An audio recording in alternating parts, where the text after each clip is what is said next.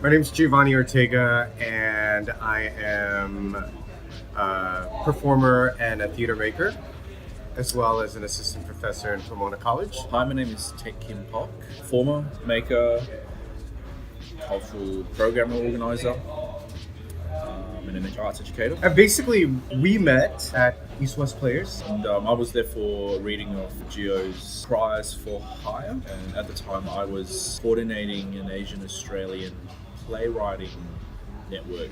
And you were working for Playwriting Australia. Playwriting Australia at the time, correct. So I was in town and I thought it was important for me to check out the work that Asian American companies were doing at East-West. And yeah.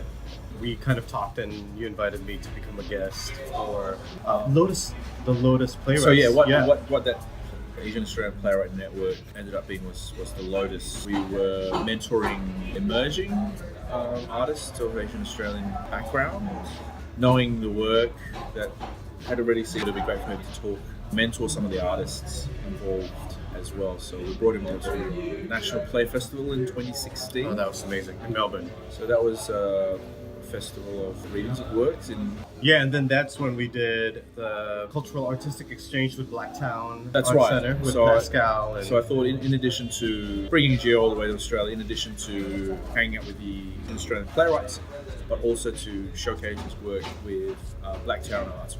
It's based in Western Sydney and has a really sophisticated sort of contemporary arts program, interdisciplinary program. And then you came down for Kata, the I did. Asian American Theatre Conference. Which is great. Yeah, I got to fully be inducted into a vibrant network of Asian American contemporary theatre makers. It's mind-blowing. It's like Lotus times 20. This is my third year coming here, and so it's been such a great opportunity. I think it's so important to create work, especially now that we're in a globalized society. Yep. And one thing that I've really noticed, there's so many shared experiences with Australia and the US, I feel. Mm-hmm. You know, a lot of the struggle, especially for people of color, are very similar. Yeah, that's definitely filtered in the conversations here with the artists in Australia. And what I found really great about our exchange has been this shared perspective on an empowered approach to mobility. Yeah. To confront the questions of, diaspora and cosmopolitan belonging, that descent to heritage. Because I saw you also in Singapore, that's right. Oh, that's right. We brought Siti Rubia. Katrina. So Katrina, one particular relationship that stood out from Lotus was an Indonesian Australian playwright, Katrina Roaki Graham. Her work was taken to be part of a workshop program At the Hawk Center. At the Hawk Center in Singapore.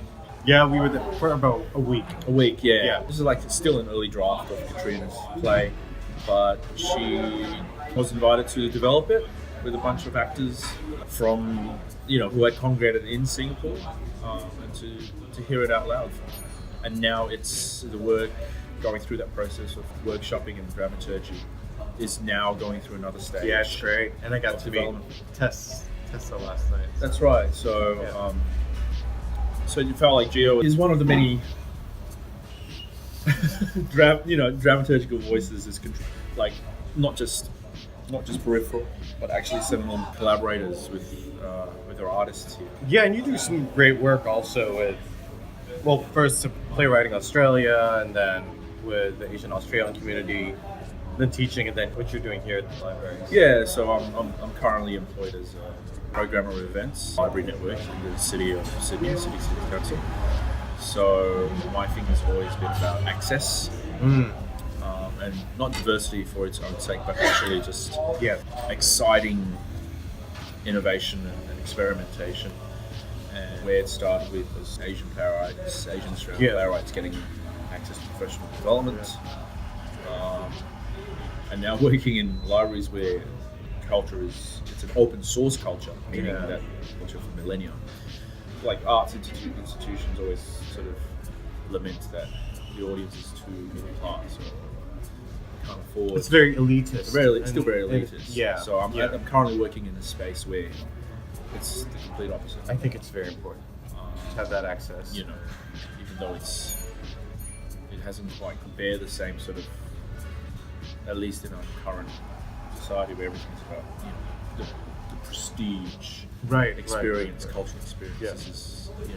This goes back to bringing the culture back to Bringing culture back to the masses. We'll end with that.